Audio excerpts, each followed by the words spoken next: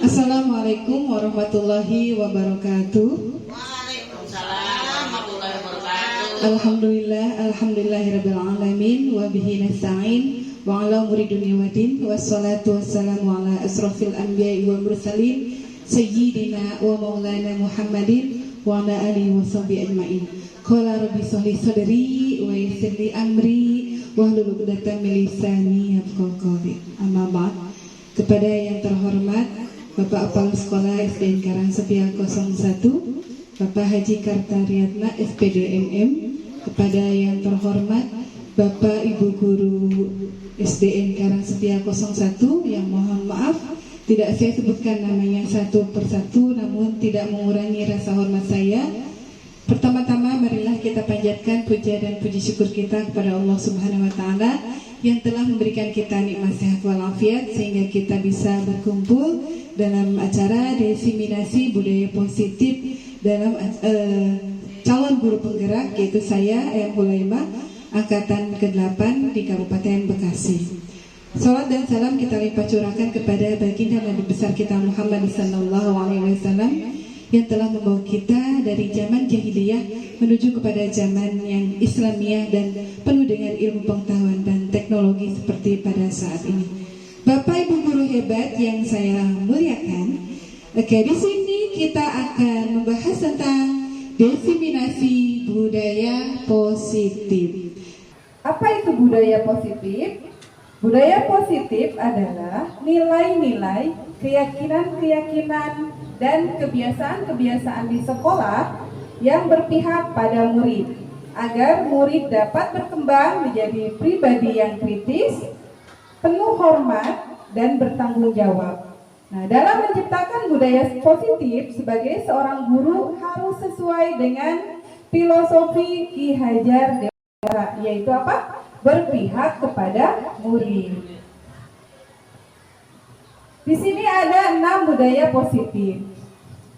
Yang pertama, disiplin positif dan nilai kebajikan universal. Yang kedua, motivasi, hukuman dan penghargaan, restitusi. Yang ketiga, keyakinan kelas. Yang keempat, kebutuhan dasar manusia dan dunia berkualitas. Yang kelima, restitusi, 5 posisi kontrol. Dan yang keenam yaitu restitusi, segitiga restitusi. Untuk yang pertama, budaya positif adalah di sini disiplin positif dan nilai kebajikan universal.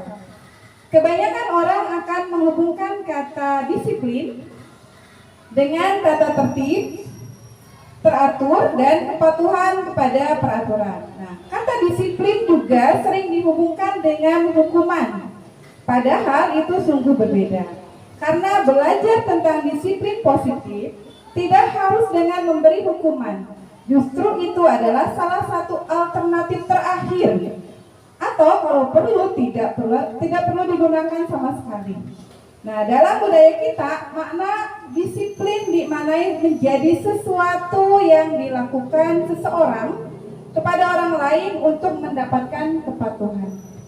Itu disiplin positif. Bapak pendidikan kita Ki Hajar Dewantara menyatakan bahwa di mana ada kemerdekaan, disitulah harus ada disiplin yang kuat. Nah, sungguh pun disiplin itu bersifat self-discipline, yaitu kita sendiri yang mewajibkan kita dengan sekeras-kerasnya. Tetapi itu sama saja, sebab jikalau kita tidak cakap melakukan self-discipline, wajiblah penguasa lain mendisiplin diri kita. Dan peraturan demikian itulah harus ada di dalam suasana yang merdeka. Pemikiran Ki Hajar ini sejalan dengan pandangan Diane Gosin yang dalam bukunya menyatakan bahwa arti dari kata disiplin berasal dari bahasa Latin, yaitu discipline, yang artinya belajar. Kata discipline juga berasal dari arti akar kata yang sama dengan disiplin atau murid atau pengikut. Untuk menjadi seorang murid atau pengikut, seseorang harus paham betul alasan mengapa mereka mengikuti suatu aliran atau ajaran tertentu, sehingga motivasi yang terbangun adalah motivasi intrinsik, bukan ekstrinsik. Bapak Ibu guru hebat, itu disiplin ya, masih tentang disiplin. Disiplin di sini menurut Diani juga menyatakan bahwa arti asli dari kata disiplin ini juga berkonotasi dengan disiplin diri. Dari murid-murid Socrates dan Plato, di sini diri dapat membuat seseorang menggali potensinya menuju kepada sebuah tujuan. sesuatu yang dihargai dan bermakna. Dengan kata lain, disiplin diri juga mempelajari bagaimana cara kita mengontrol diri kita dan bagaimana menguasai diri kita untuk memilih tindakan yang mengacu pada nilai-nilai yang kita hargai.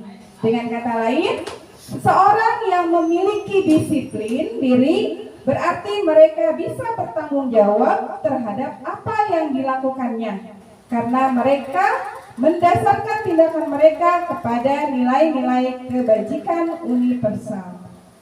Bapak Ibu guru hebat, sebelum kita lanjut ke disiplin berikutnya atau budaya positif berikutnya, masih semangat Bapak Ibu?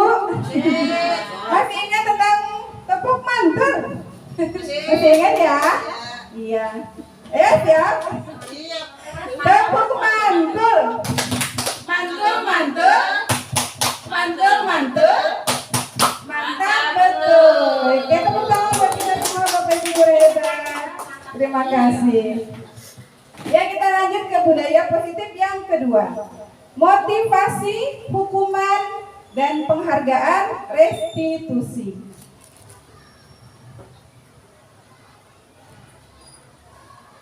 Di sini pertama motivasi. Motivasi adalah proses yang menjelaskan intensitas, arah, dan ketekunan seorang individu dalam mencapai tujuannya. 3 elemen utama dalam definisi ini diantaranya adalah intensitas, arah, dan ketekunan. Yang kedua, hukuman.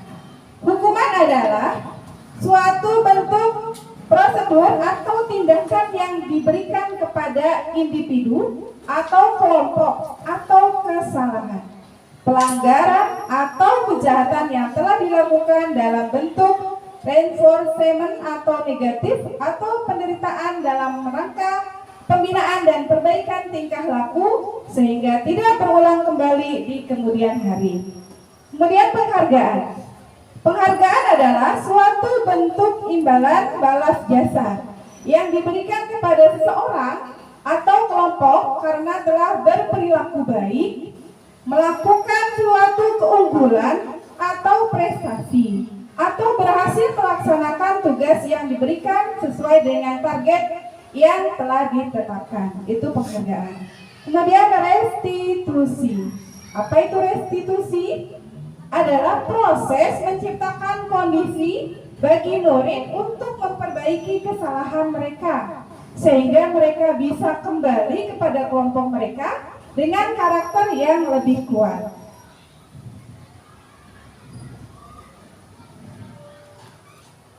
Kemudian yang ketiga, keyakinan kelas. Keyakinan kelas adalah nilai-nilai kebajikan universal yang kita sepakati secara tersirat dan tersurat, lepas dari latar belakang suku, negara, maupun bahasa. Keyakinan kelas di sini yang diterima secara universal, nilai-nilai kebajikan lepas dari latar belakang budaya, bahasa, suku, bangsa, maupun agama, berupa hal-hal seperti keadilan, kehormatan, peduli, integritas, kejujuran, pelayanan, keamanan, kesabaran, tanggung jawab, mandiri, berprinsip, keselamatan, kesehatan, dan masih banyak lagi nilai-nilai kebajikan universal yang bisa kita lakukan. Di sini peraturan-peraturan yang tercantum di sisi kiri tidak terbatas pada peraturan yang ditemui di kelas ataupun di sekolah. Namun peraturan yang biasa kita temui di sekeliling kita. Jadi bukan hanya terbatas di kelas atau di sekolah saja. Kemudian budaya positif berikutnya adalah 5 kebutuhan dasar manusia. Kita manusia. Guru manusia bukan, Bu? Manusia. Bapak? Iya, manusia. Siswa manusia bukan? Manusia.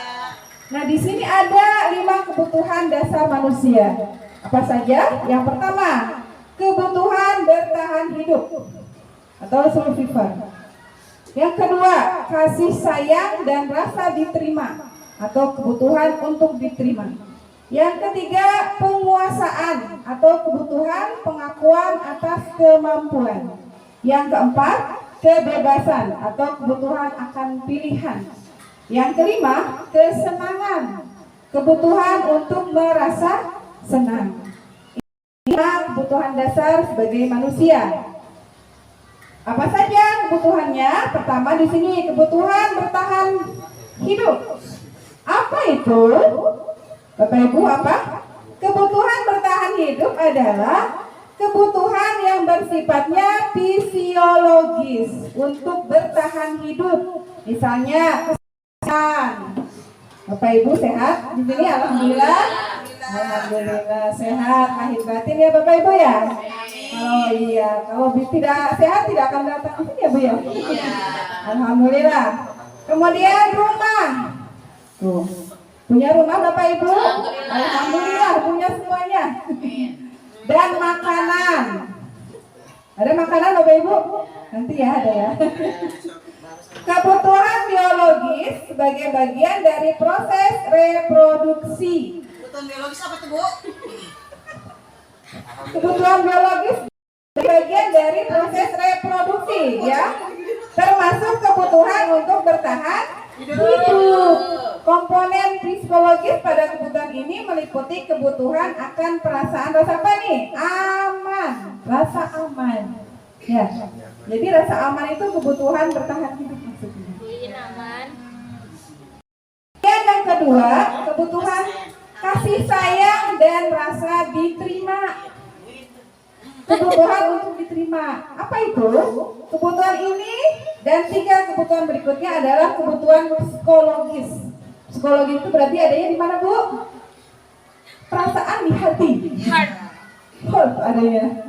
Kebutuhan untuk disayangi. Butuh nggak disayangi, Bu? Butuh. Oh, butuh. Disayangi oleh siapa?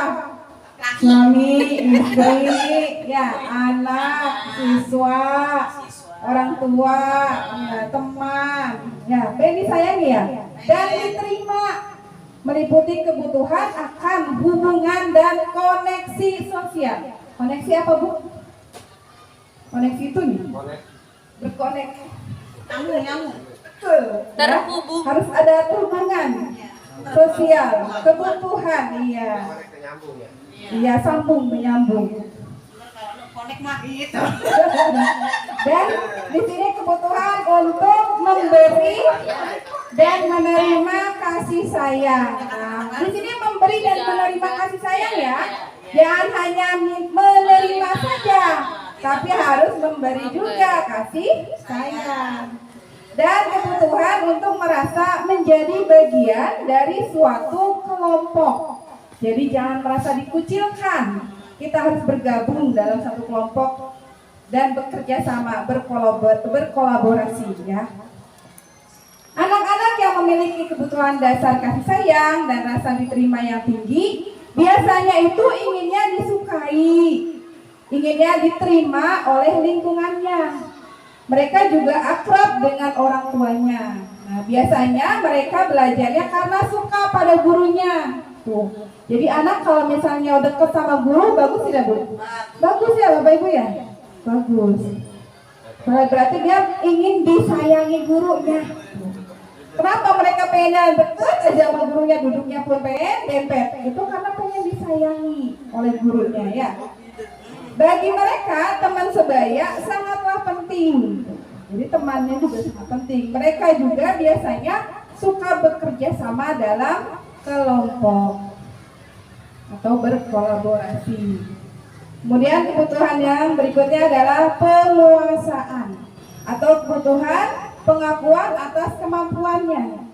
Nah, kebutuhan ini berhubungan dengan kekuatan untuk mencapai sesuatu, menjadi kompeten, menjadi terampil, diakui atas prestasi dan keterampilan kita, didengarkan dan merasa rasa harga dirinya. Nah, kebutuhan ini meliputi keinginan untuk dianggap berharga. Jadi kalau ada yang merasa tidak berharga, berarti dia harus kita kasih penghargaan biar mereka merasa dihargai. Bisa membuat perbedaan. bisa membuat pencapaian atau kompeten diakui dan juga dihormati. Iya. Kemudian di sini kebutuhan berikutnya adalah kebebasan. Apa itu kebebasan? Kebutuhan akan pilihan bebas untuk memilih, ya.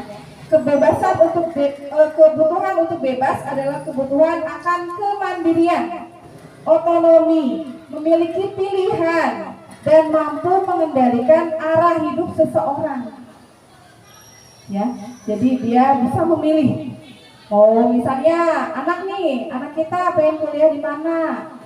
Dikasih tahu dulu, diarahin dulu, baru nanti silakan memilih yang mana terbaik untuk dia.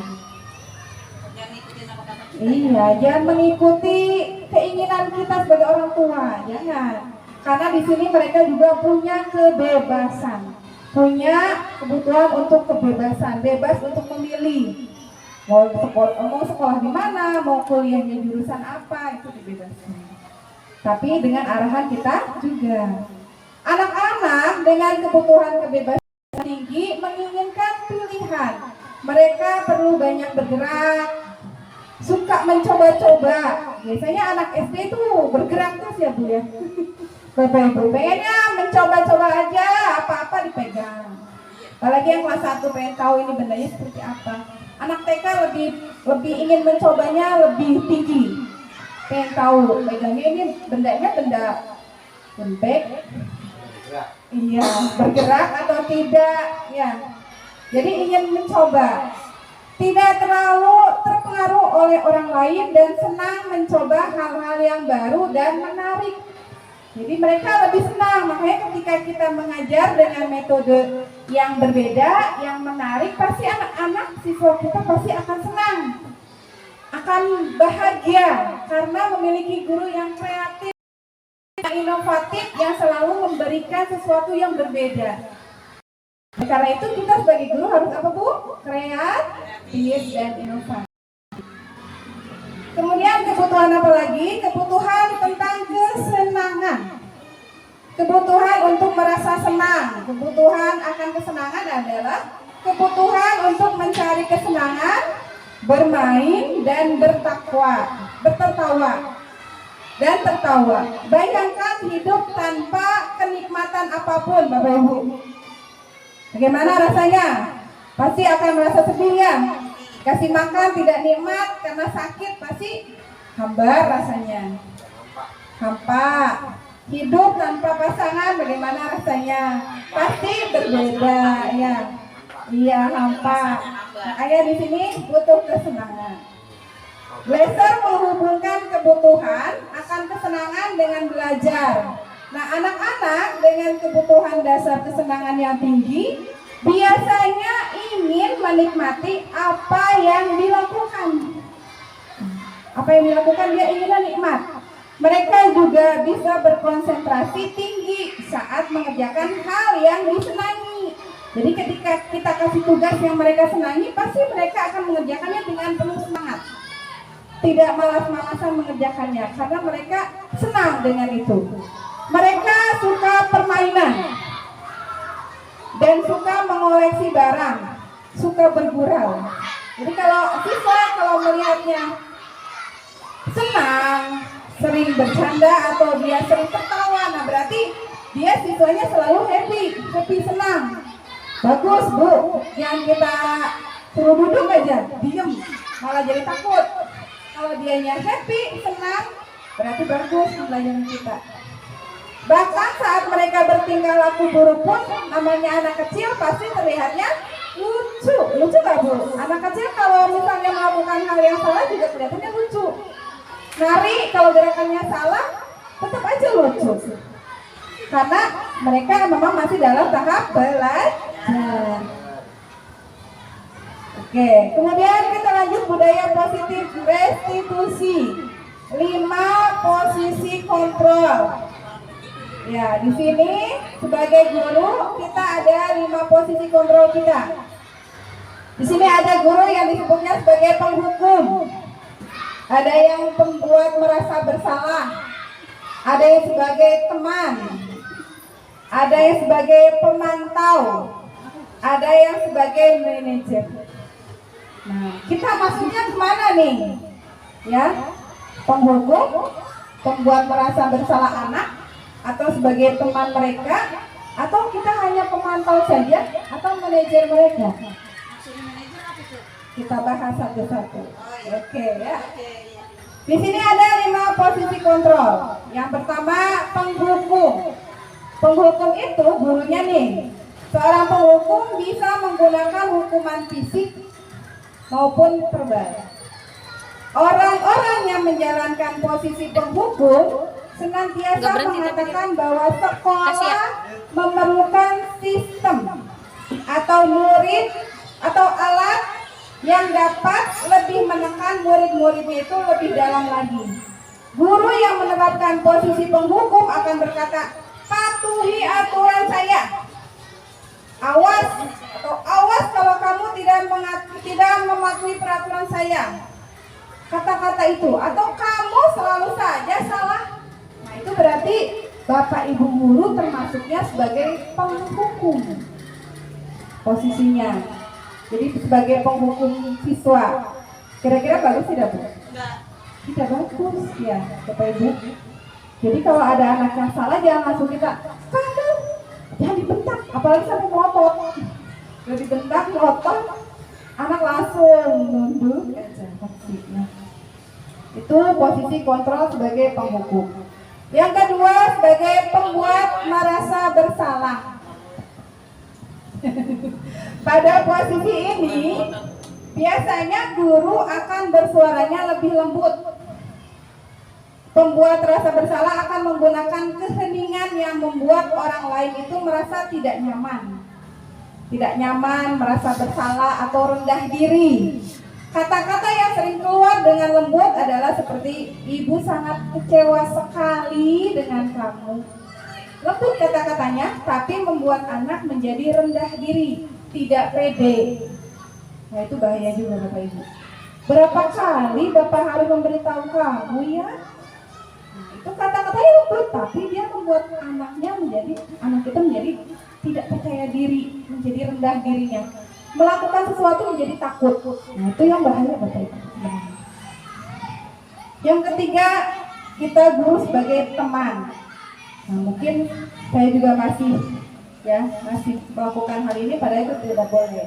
Cuma kita bertahap merubah ya Bapak Ibu ya, merubah posisi kita agar menjadi seorang manajer. Teman. Nah, guru pada posisi ini tidak akan menyakiti muridnya, namun akan tetap berusaha mengontrol murid melalui persuasi. Nah, posisi teman pada guru biasanya negatif. Bisa negatif ataupun positif. Positifnya di sini berupa hubungan baik yang terjalin antara guru dan murid. Ada hubungan baik, komunikasi yang baik. Guru di posisi teman menggunakan hubungan baik dan humor untuk mempengaruhi seseorang. Nah, biasanya mereka berkatanya, ayo bantulah demi Bapak ya.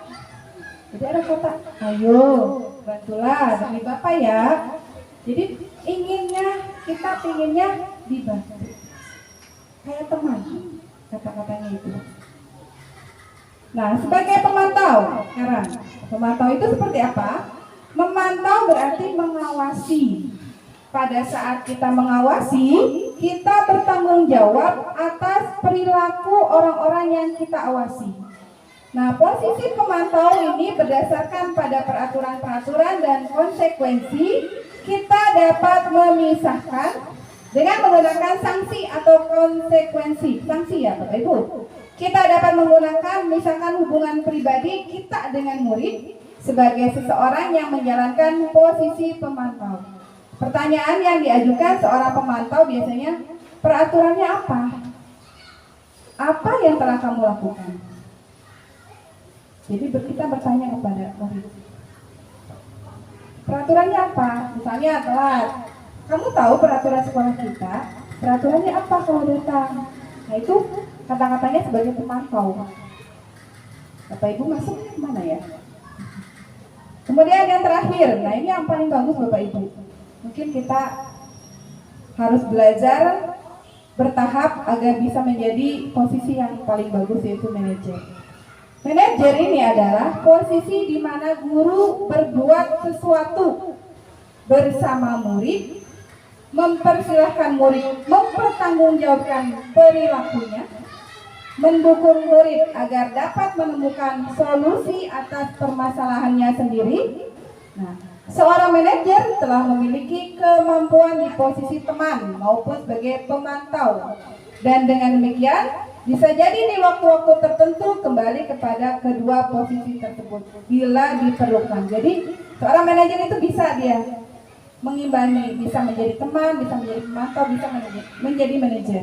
Dari tiga posisi itu dia akan terus berputar, sehingga waktu yang tepat yang mana nih? Dia pakai pendekatan sebagai teman, berarti ngobrol.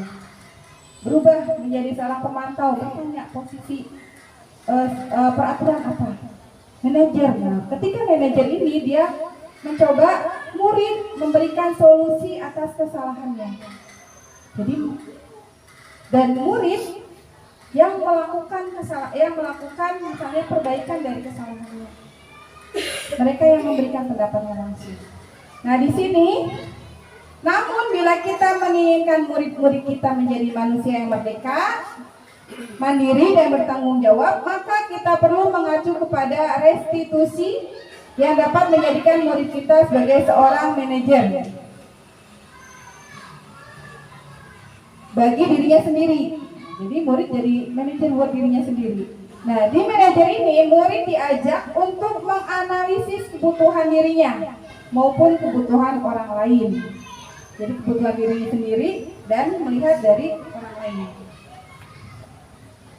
Nah, di sini ada segitiga restitusi, cara bagaimana menyelesaikan masalah ketika ada siswa yang bermasalah. Ya, ketika ada siswa yang bermasalah. Pertama di sini, nah ada kata menstabilkan identitas. Yang paling bawah ini yang pertama ya. Stabilkan dulu identitasnya. Sebagai siswa misalnya harus datang jam berapa? Harus dijelaskan. Peraturannya apa? Validasi tindakan yang salah. Kemudian menanyakan tentang keyakinannya. Nah, kata-kata ini di sini kamu bukan yang pertama ya, menstabilkan. Ada kata-kata kamu bukan satu-satunya yang pernah melakukan ini atau kesalahan ini. Setiap orang pasti akan melakukan kesalahan. Nah, itu kita buat menstabilkan identitasnya. Sebelum kita bertanya ke yang lain, buat anak itu merasa, oh iya dia sebagai siswa, dia sebagai orang yang mungkin bukan hanya dirinya saja yang berbuat salah, orang lain pun pasti melakukan kesalahan ini. Kemudian kita lanjut ke tindakan, validasi tindakan yang salah. Nah, di sini ada kata-kata kamu tentu punya alasan. Ditanya, kenapa nih sering telat atau kenapa kamu tidak melakukan tugas? Nah, itu buat alasannya apa dia? Tanya, alasannya apa? Setelah kita stabilkan dulu identitasnya. Kemudian lanjut bertanya alasannya kenapa? Sering telat kenapa? Tanya ya. Kemudian tindakan yang ketiga adalah menanyakan keyakinan. Keyakinan kelas atau yang telah kita sepakati. Misalnya, pasti Bapak Ibu pernah melakukan keyakinan kelas? Sudah melakukan kesepakatan keyakinan kelas tidak di kelasnya? Sudah ya? Iya, pasti sudah.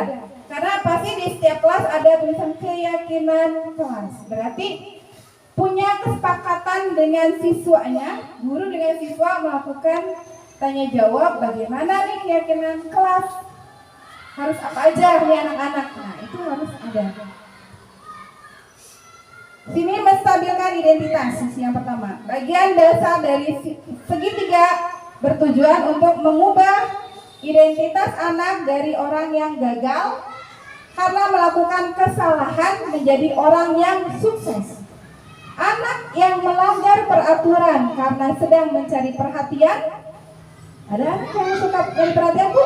Pasti ya, untuk kelas bawah apalagi. Adalah anak yang sedang mengalami kegagalan. Dia mencoba untuk memenuhi kebutuhan dasarnya, namun ada benturan. Nah, kalau kita mengkritik dia, maka kita akan tetap membuatnya dalam posisinya yaitu gagal. Hanya tadi, iya, itu harus kita tanya segitiga restitusi. Sisi yang kedua, validasi tindakan yang salah.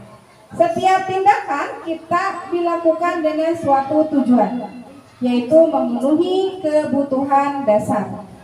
Kalau kita memahami kebutuhan dasar apa yang mendasari sebuah tindakan, kita akan bisa menemukan cara-cara paling efektif untuk memenuhi kebutuhan tersebut. Menurut teori kontrol semua tindakan manusia, baik atau buruk, pasti memiliki maksud atau tujuan tertentu. Seorang guru yang memahami teori kontrol pasti akan mengubah pandangannya dari teori stimulus respon ke cara berpikir proaktif yang mengenali tujuan dari setiap tindakan. Sisi yang ketiga adalah menanyakan keyakinan. Teori kontrol menyatakan bahwa kita pada dasarnya termotivasi secara internal. Ketika identitas sukses telah tercapai atau langkah pertama dan tingkah laku yang salah telah divalidasi, langkah yang kedua, maka anak akan siap untuk dihubungkan dengan nilai-nilai yang dia percaya dan berpindah menjadi orang yang dia inginkan. Pertanyaan-pertanyaan di bawah ini menghubungkan keyakinan anak dengan keyakinan kelas atau keluarganya. Apa yang kita percaya sebagai kelas atau keluarga? Apa nilai-nilai umum yang kita telah sepakati? Yang ada keyakinan kelas. Apa bayangan kita tentang kelas yang ideal? Pengennya seperti apa nih kelasnya? Itu disepakati dalam keyakinan kelas. Kamu mau jadi orang yang seperti apa? Pengen jadi seperti apa Bapak Ibu? Jadi guru. Kita semua jadi guru ya. Nah, tadi adalah segitiga restitusi. Langkah-langkahnya. Sekarang segitiga restitusi sebagai upaya-upaya yang dapat dilakukan dalam membangun budaya positif di sekolah. Nah, tentunya untuk mewujudkan hal ini membutuhkan proses yang tidak bisa dilakukan dalam waktu yang singkat, Bapak Ibu. Butuh proses. Karena kita guru manusia juga kan ya, punya kebutuhan dasar juga. Jadi kita perlu proses untuk melakukan perubahan dalam pembelajaran kita. Selain itu, proses ini juga membutuhkan keterlibatan semua pemangku kepentingan di sekolah. Siapa saja yang ada di sekolah, Bapak Ibu pemangkunya? Ada kepala sekolah, ya, ada rekan guru, ada siswa, ada wali murid atau orang tua murid, ada lagi TU, ada lagi penjaga sekolah, dan lingkungan kita yang ada di sekitar sekolah ini. Karena semuanya pasti akan memerlukan proses dan butuh dukungan dari beberapa pihak. Ketika kita melakukan perubahan budaya positif yang tadi, salah satunya mungkin Bapak Ibu sekarang sudah melakukan keyakinan kelas. Ya, keyakinan kelas.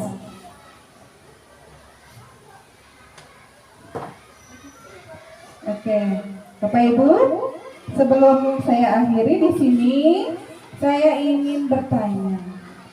Bu Haji dulu deh.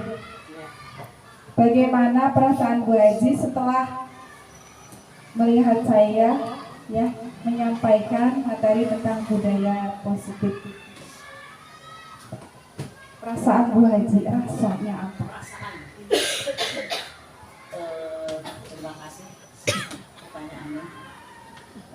Perasaan saya setelah melihat dan mendengar Bu Em membawakan apa?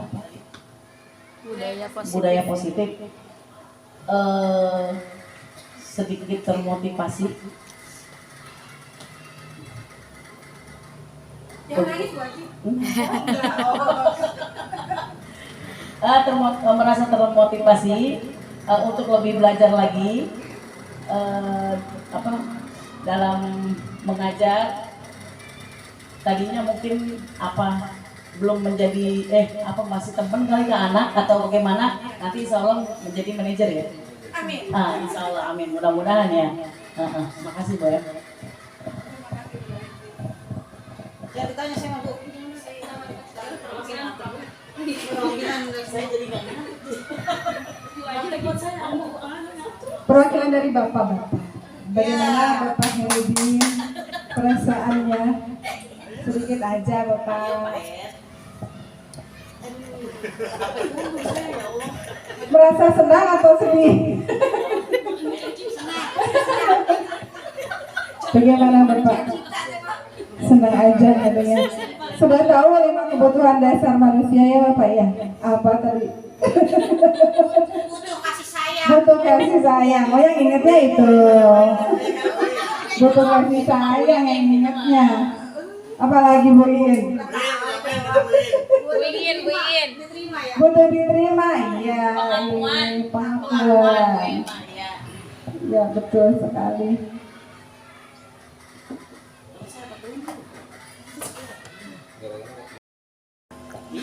Oke, Bapak Ibu guru hebat. Di sini kita kan tentang restitusi, ada 5 posisi kontrol ya. Ada yang 1 penghukum, 2 pembuat merasa bersalah, 3 teman, 4 pemantau, dan 5 adalah manajer. Nah, agar Bapak Ibu guru hebat nanti tahu posisinya ada di mana, saya akan memberikan sebuah video ya.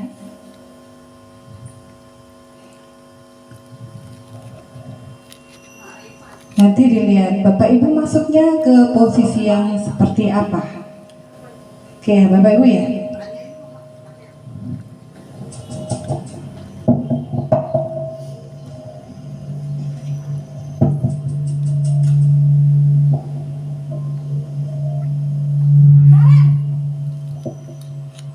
Sini kamu.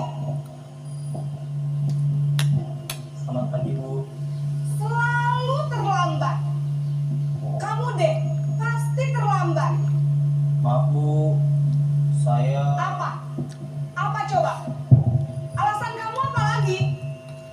Kapan sih kamu tidak terlambat? Malas sekali ya kamu jadi anak. saya Dasar pemalas. Gak kapok-kapok sih kamu. Sudah berapa kali terlambat? Sana, kamu keliling lapangan basket 2 kali. kenapa saya harus keliling lapangan basket Bu? Kenapa? Kamu mau lawan ibu? Berani-beraninya jawab. Sudah terlambat, masih berani jawab pula. Sekarang, keliling lapangan basket 5 kali sekalian. Biar kapok. Cepat. Pergi sana ke lapangan basket.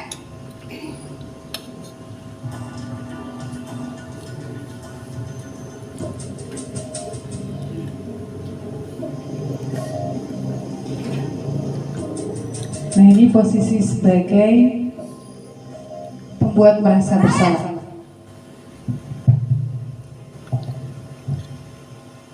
Selamat pagi Bu. Naren.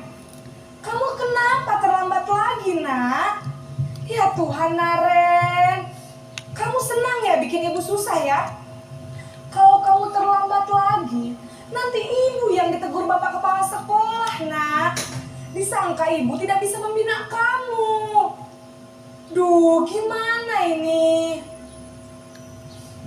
Maaf Bu. Duh, Gusti Naren. Kamu suka ya kalau ibu ditegur bapak kepala sekolah? Terus, sekarang ibu harus tulis apa ini di buku absen? Ini kamu sudah sering terlambat loh. Ibu harus apa coba? Maaf Bu. Maaf sekali. Ya sudah, lain kali jangan bikin ibu susah lagi ya nak ya. Ibu tidak akan kuat lagi kalau kamu begini terus. Bisa jantungan kalau ibu ditegur bapak kepala sekolah. Sana cepat ke kelas. Maaf ya Bu. Maaf sekali. Ya itu tadi Video Posisi guru pembuat merasa sebagai bersalah pembuat merasa bersalah. berbicara dengan nada tenang. Sekarang posisi sebagai teman.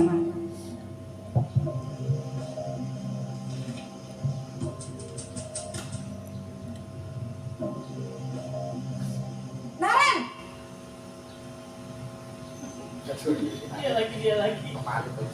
Selamat pagi Bu. wah, sudah jam berapa ini nak? Terlambat lagi ya sayang. Iya Bu, habis ibu saya lupa bangunkan saya Bu. Kamu malah menyalahkan ibu kamu. Kamu bukannya anak yang larinya paling kencang. Kok terlambat sih? Iya Bu, saya memang terlambat bangun tadi.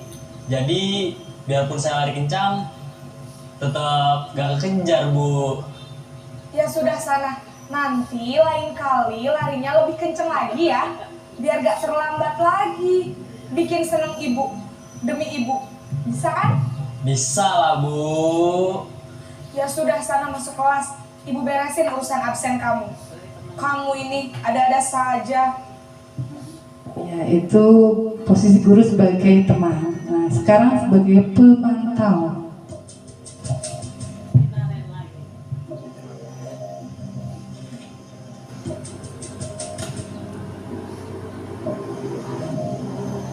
Naren!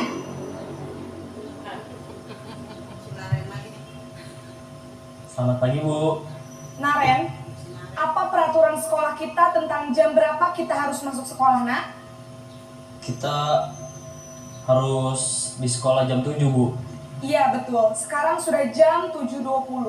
Naren sudah tahu konsekuensinya jika terlambat hadir. Paham Bu. Saya harus tinggal kelas pas jam istirahat selama 20 menit. Iya benar, konsekuensinya demikian. Jadi nanti jam 9.30 pas istirahat, kamu harus tinggal di kelas, kerjakan tugas tambahan untuk ketertinggalan kamu, ya? Baik Bu. Itu posisi sebagai pemantau. Nah, sekarang sebagai manajer. Seperti apa kita lihat?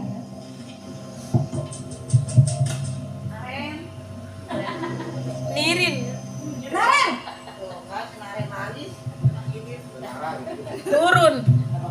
Selamat pagi Bu. Selamat pagi Naren. Maaf Bu, saya terlambat. Iya, sekolah masuknya jam 7, sekarang sudah jam 7.20. Jadi sekarang bagaimana ini Naren?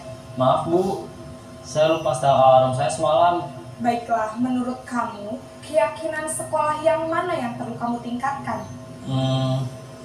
Menghargai diri sendiri dan orang lain mungkin ya Bu. Setuju. Jadi, apakah Naren meyakini prinsip saling menghormati tersebut? Iya Bu, saya meyakininya. Apakah Naren bersedia memperbaiki masalah keterlambatan ini? Bersedia Bu. Bagaimana kamu akan perbaiki masalah keterlambatan ini? Saya akan coba untuk tidak lupa menyetel alarm saya Bu. Baik, kalau Naren lupa menyetel alarm di rumah, ada orang yang kira-kira bisa bantu mengingatkan tidak?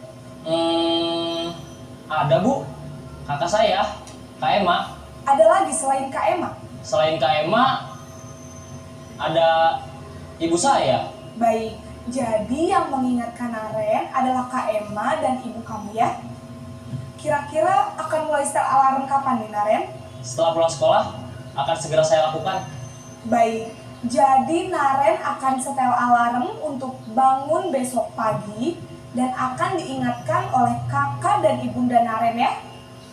Ada lagi yang mungkin perlu dilakukan Naren agar tidak terlambat bangun lagi?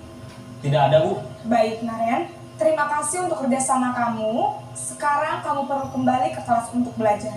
Baik Bu, terima kasih. Nah, Bapak Ibu, itu tadi video sebagai seorang manajer. Jadi posisi guru sebagai manajer. Nah, kira-kira kita sudah ada di posisi seperti apa, Bapak Ibu? Dari melihat video tadi, mungkin Bapak Ibu sudah ada gambaran posisi kita adanya di posisi yang mana, ya, Bapak Ibu ya? Sebagai penghukum atau sebagai pembuat merasa bersalah atau sebagai teman, atau sebagai pemantau, atau manajer? Kalau manajer mungkin kita masih perlu proses ya Bapak Ibu untuk memperbaikinya. Oke, nah sekarang Bapak Ibu mungkin di sini saya akan memberikan sebuah video bagaimana cara membuat sebuah kesepakatan kelas atau keyakinan kelas. Nah mungkin nanti ada gambaran yang belum, mungkin sudah sebagian besar sudah melakukan ya, membuat keyakinan kelas. Ada yang belum, nah silakan Bapak Ibu perhatikan caranya bagaimana membuat kesepakatan kelas atau keyakinan kelas agar kelas menjadi sebuah kelas yang diimpikan oleh siswa-siswi kita. Oke Bapak Ibu.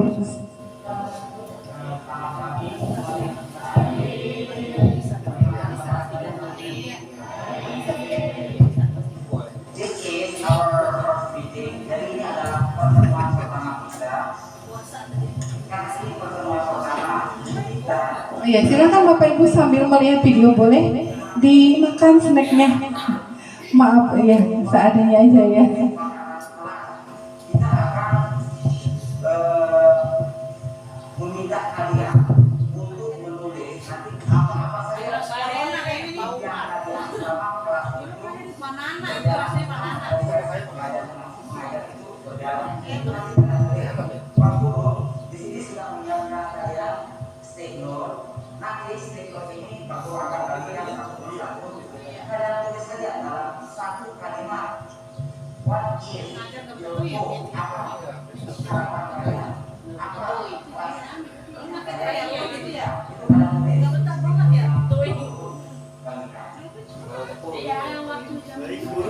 Oke, di sini guru memberikan stick note.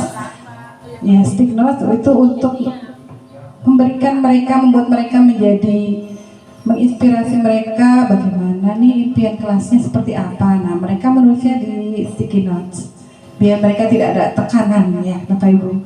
Keinginan mereka seperti apa dan kelas impian mereka maunya seperti apa. Seperti yang kemarin kita lakukan dalam menjawab kalimat rumpang, sama ya Bapak Ibu.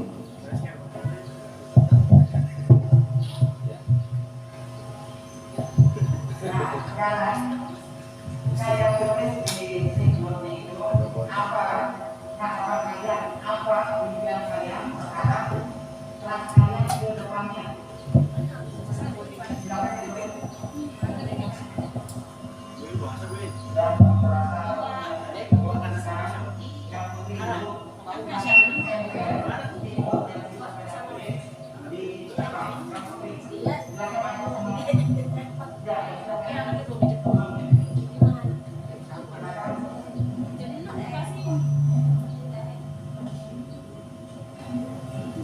Nah, di sini siswa mengumpulkan, ya, iya, mereka pengen seperti apa, pendapat mereka dikumpulkan dalam sebuah kelas impian. Di situ harus semua siswa ya Bapak Ibu ya, karena mereka harus punya inspirasi tersendiri buat kelas impian mereka.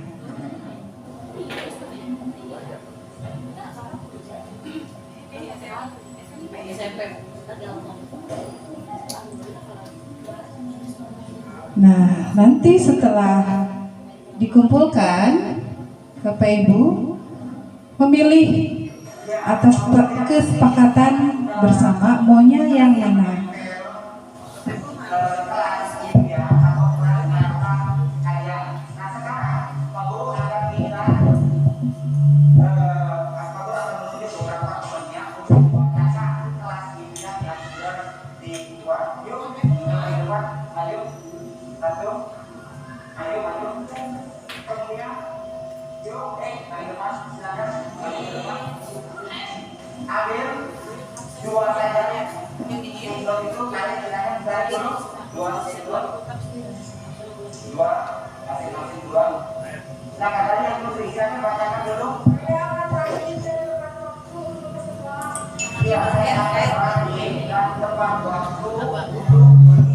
Lagi jalan gini. Mungkin nggak apa-apa, lewat aja. Nggak apa-apa. nggak usah nonton. Poinnya adalah disiplin. Selanjutnya, saya akan datang ke sekolah tepat waktu. Saya akan datang ke sekolah tepat waktu. Ya, masih sama itu bukan disiplin. Kebersihan kelas. Ya, lalu saya akan jaga kebersihan kelas. Ya, kalau saya ditempel lagi. Nah, itu adalah kelas yang dari sekolah kalian. Nah, untuk memberikan kelas ini, kita membuat apa? Membuat ide atau kesepakatan kelas. Tidak mungkin kelas impian ini akan terwujud kalau kita tidak membuat kesepakatan. Jadi, saya akan membagikan kalian lagi seribut ini. Kalian tulis kira-kira apa kesepakatan yang akan kita buat sehingga yang kita terwujud terbentuk. Kira-kira ini coba kita Kalau datang ke kelas boleh tidak? Berarti harus kita yang banyak. sama seperti tadi menggunakan waktu 1 menit untuk memenuhi kesepakatan kelas dan yang buat. Silakan 1 menit saja.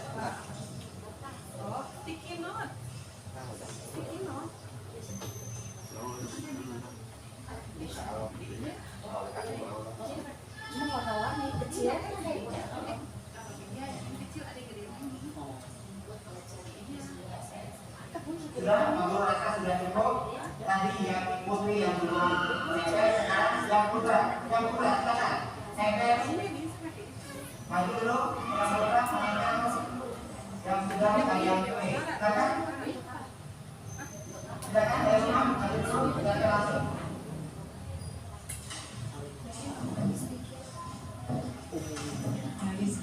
Jadi di sini ada kelas impiannya mau seperti apa, kemudian ada kesepakatan kelasnya. Jadi mereka di sini membuat dua kesepakatan, ya. Ada kesepakatan kelas impiannya mau seperti apa, kemudian kesepakatan di dalam kelasnya maunya seperti apa. Nah, kita bisa praktekkan nanti ketika ajaran baru, Bapak Ibu sebelum mulai pembelajaran kita melakukan kesepakatan kelas dulu. Jadi agar pembelajaran lebih efektif, biar lebih terarah sesuai dengan tujuan kita, maka dibuatlah kesepakatan kelas. Nah, kita sepakati ketika ada yang melanggar atau mereka tidak melakukan peraturan tersebut atau kesepakatan itu, maka mereka akan tahu, oh ini saya melakukan pelanggaran atau saya tidak melakukan kesepakatan kelas. Jadi mereka sudah memahami dulu sebelum kita kasih tahu, mereka pun sudah tahu gitu. Karena itu adalah kesepakatan mereka sendiri yang buat. Jadi kesepakatan kelas itu mereka sendiri yang buat, Bapak Ibu. Ya, terutama yang kelas tinggi nih. Kelas tinggi itu sudah memiliki kelas impian mereka seperti apa. Ya. Nah, di sini jadi ada kesepakatan kelas, ada kelas impian. Oke, bagus. Kemudian kami akan menjaga kebersihan lingkungan kelas kami.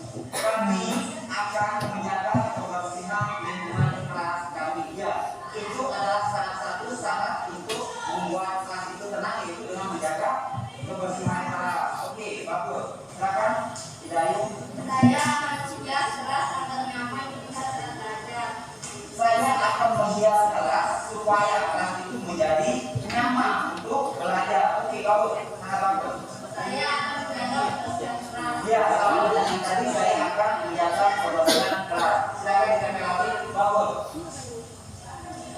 Nah, itu adalah beberapa kesepakatan kelas yang sudah kalian buat. Nanti Bapak akan mengumpulkan statement ini, kemudian Bapak akan ketik, kemudian akan tempel di kelas kalian supaya ini kedepannya. Jadi setelah kesepakatan kelas dibuat, nanti diketik oleh kita, ya. Kemudian kita tempel di dinding. Terserah mau ditempel dengan huruf besar biar terlihat Nah, jadi mereka ketika lupa, oh iya diingatkan karena sudah ditempel di dinding. Ya itu Bapak Ibu contoh bagaimana cara membuat keyakinan kelas dan posisi kontrol kita sebagai guru. Mudah-mudahan apa yang tadi telah saya sampaikan dan saya perlihatkan video tadi, mudah-mudahan ada manfaatnya Bapak Ibu guru. Iya, terima kasih atas kehadirannya dan waktunya untuk mendengarkan atau melakukan diseminasi budaya positif. Dan saya ucapkan terima kasih juga karena sudah meluangkan waktu dan bersedia meluangkan waktu untuk bisa kita berdiskusi, kita bisa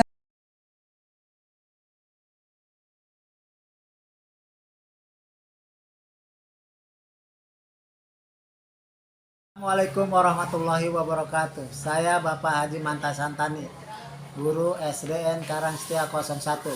Budaya positif tentang keyakinan kelas yang disampaikan Ibu EM memotivasi saya untuk melakukan pembelajaran dengan penuh semangat.